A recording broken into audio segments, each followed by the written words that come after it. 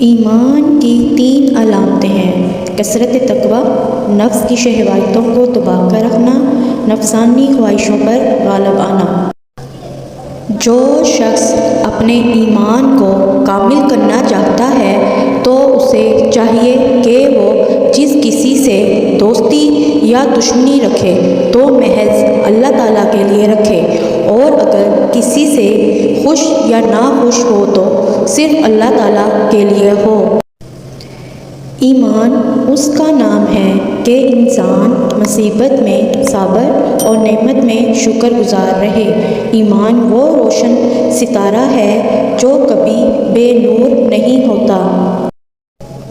ایمان زبان کے اقرار اور اعمال بدن کا نام ہے۔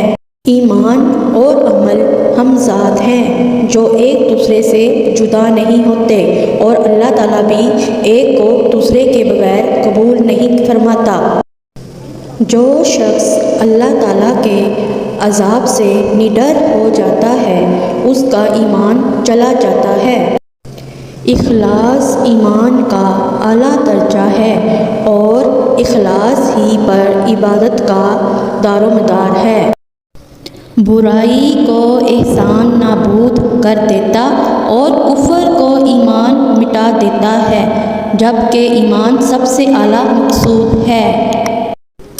ایمان ایک درخت ہے جس کی جڑ یقین، شاخیں پرہیزگاری، پھول حیا اور پھل سخاوت ہے۔ کامل ایمان کو اپنی جان کی بڑی فکر رہتی ہے کہ قیامت کے دن اس کا کیا حال ہوگا۔ ایمان کا دار و مدار ایمانداری پر ہے، اور کشادہ روی سے پیش آنا بھی ایک نیکی ہے۔ اللہ تعالیٰ پر ایمان اور لوگوں کے ساتھ احسان کرنے سے بڑھ کر انسان کے حق میں کوئی زیادہ مفید ذخیرہ نہیں۔ ایمان سے بڑھ کر کوئی وسیلہ زیادہ کامیاب نہیں، اور احسان سے بڑھ کر کوئی صفت زیادہ افضل اور موجب ثواب نہیں۔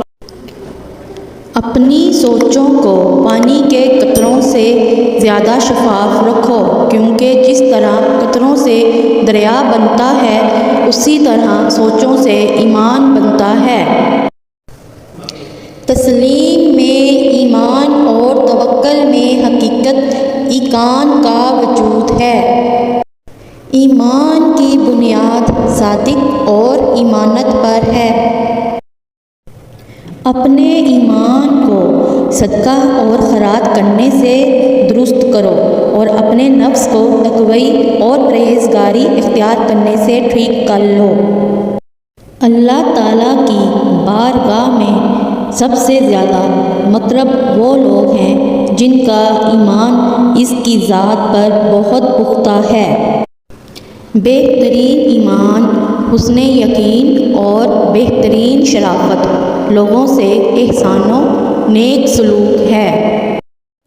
سب سے اچھا وہ شخص ہے جس کا ایمان خالص اور یقین صادق ہو۔ اسلام ایمان کا، ایمان یقین کا، علم عمل کا، اور ایمان اخلاص کا محتاج ہے۔ اپنے ایمان میں شیطان کا حصہ مت لگا، اور اپنی جان پر اسے طلب مت بنا۔ اگر کلام کا موقع نہ ہو تو زبان سے مت بول۔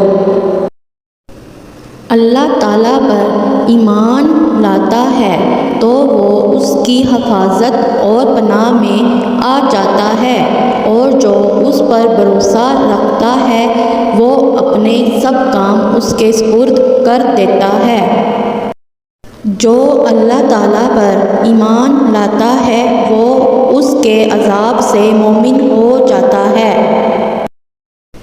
جس شخص میں ایمان نہیں اس کے لیے نجات نہیں۔